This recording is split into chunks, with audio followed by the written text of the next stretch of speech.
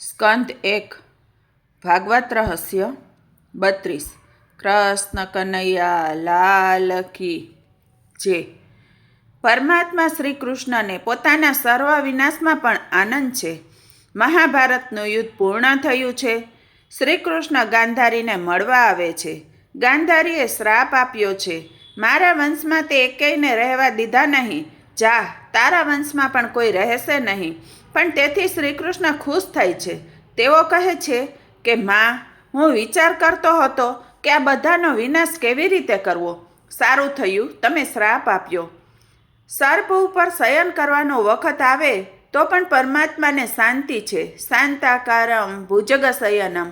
ત્યારે સામાન્ય લોકોને તો પલંગ પથારી પણ શયન કરવા માટે મળે તો પણ શાંતિ નથી. શ્રી કૃષ્ણને કેવી શાંતિ છે. લય સર્વનો વિનાશ એ પણ ભગવાનની લીલા છે. પણ જીવને ઉત્પત્તિ અને સ્થિતિ ગમે છે, વિનાશ ગમતો નથી. ગાંધારીને આશ્ચર્ય થયું છે. લોકો આને ભગવાન કહે છે તે સાચું છે. શ્રી કૃષ્ણના સમયમાં પણ ઘણા શ્રી કૃષ્ણને ભગવાન માનવા તૈયાર નહોતા, જેવા કે કૌરવો, દુર્યોધન વગેરે. જે પ્રભુએ બ્રહ્માજીને વેદ તત્વનું જ્ઞાન આપ્યું, તે જગતની ઉત્પત્તિ, સ્થિતિ અને સંહાર કરનાર પરમાત્માનું અમે ધ્યાન કરીએ છીએ અને આદિ વખતે જે દિવ્ય જ્ઞાન નારાયણે આપ્યું તેનું વર્ણન કરીએ છીએ ભાગવત રૂપે. મંદિરમાં દર્શન કર્યા પછી પણ ધ્યાનની જરૂર છે. મંદિરમાં ઓટલા પર બેસવાનો રિવાજ જગતની વાતો કરવા માટે નહીં, પણ ધ્યાન કરવા માટે છે. મંદિરમાં જે સ્વરૂપના દર્શન કર્યા હોય તે સ્વરૂપનું ઓટલા પર બેસી ધ્યાન ચિંતન કરવાનું હોય છે. વ્યાસજી આરંભમાં ધ્યાન કરવાની આજ્ઞા આપે છે. સત્કાર્યમાં અનેક વિઘ્ન, પણ કૃષ્ણ પરમાત્માનું ધ્યાન કરવાથી વિઘ્નનો નાશ થાય છે.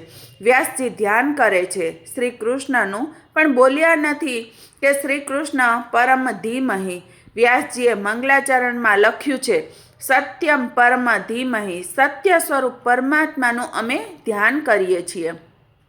વ્યાસજીએ શ્રી કૃષ્ણનું ધ્યાન કરીએ છીએ એમ કેમ ન લખ્યું? શ્રી કૃષ્ણનું ધ્યાન કરું છું એમ લખ્યું હોત તો શિવ ભક્તો, દેવી ભક્તો, દત્તાત્રેયના ભક્તો વગેરે એમ માને કે ભાગવત શ્રી કૃષ્ણ માટેનો જ ગ્રંથ છે, પણ ભાગવત બધાને માટે છે. વ્યાસજીએ કોઈનું વિશિષ્ટ રીતે નામ આપી ધ્યાન ધરવાનું નથી કહ્યું. જેને જે સ્વરૂપ ગમે તેનું તેમણે ધ્યાન કરવું. અનેકનું ધ્યાન કરતાં મનમાં વિક્ષેપ થાય છે, મન ચંચળ થાય છે. એક જ પરમાત્મા અનેકની ઈચ્છા અનુસાર અનેક સ્વરૂપો ધારણ કરે છે. ઈશ્વર એક જ છે. અમારો આગ્રહ નથી કે શ્રી કૃષ્ણનું ધ્યાન ધરો. રામજીમાં પ્રીતિ હોય તો રામજીનું ધ્યાન કરો, શિવજીમાં પ્રીતિ હોય તો શિવજીનું ધ્યાન કરો. આ સંસારમાં લોકોની રુચિ જુદી જુદી હોય છે. શિવ મહિમા સ્તોત્રમાં કહ્યું છે કે વેદ, સાંખ્ય શાસ્ત્ર, યોગ શાસ્ત્ર, પાશુપત શાસ્ત્ર વગેરે ભિન્ન ભિન્ન શાસ્ત્રવાળાઓ આ અમારું શાસ્ત્ર શ્રેષ્ઠ છે, અમારું શાસ્ત્ર સર્વોત્તમ છે એમ માનીને પોતપોતાની મનોવૃત્તિને અનુસાર ભલે એ માર્ગ સરળ હોય કે કઠિન હોય તેને જ માને છે. પરંતુ સાચી રીતે તો આ જુદા જુદા શાસ્ત્રમાં માનનારા બધાઓનું એક જ પ્રાપ્તિ સ્થાન છે, ઈશ્વર. જેવી રીતે સરળ અને વાંકી ચૂકી વહેનારી બધી નદીઓ એક જ સમુદ્રમાં મળે છે. દરેકની રુચિઓ ભિન્ન ભિન્ન હોય છે.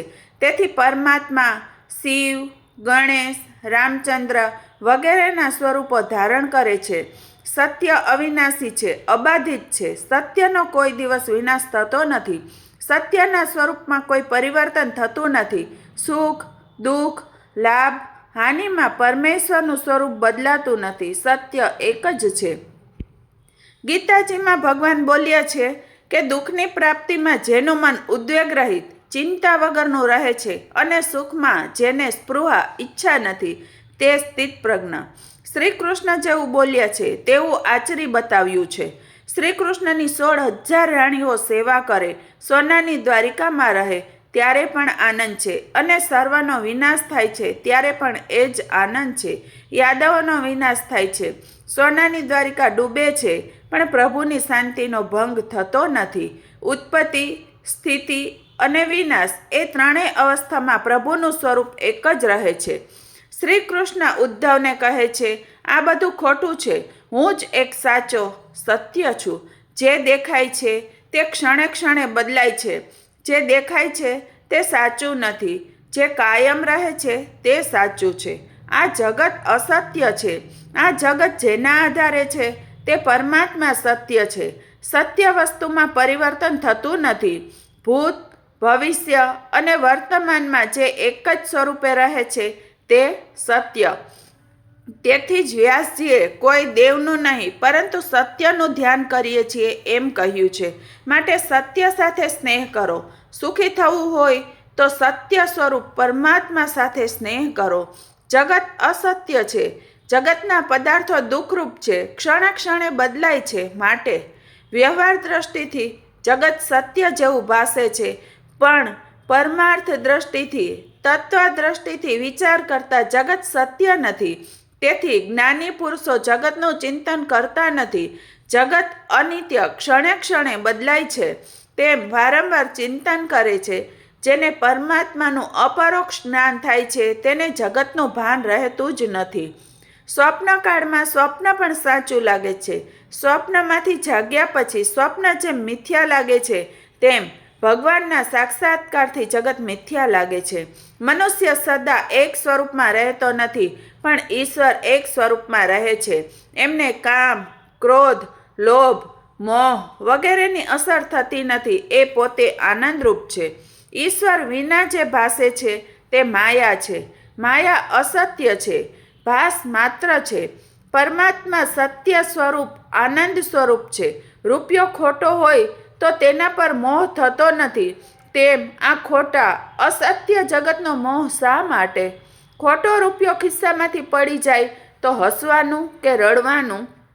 જગતના દરેક પદાર્થો સંયોગ વિયોગથી ભરેલા છે.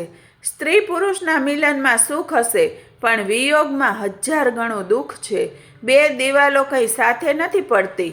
વિયોગ અવશ્ય છે એમ સમજી જગતના જીવો ઉપર પ્રેમ ના કરો. પરમાત્મા અવિનાશી છે, માટે તેમના ઉપર જ પ્રેમ કરો. મિત્રો, આવતા વિડીયોમાં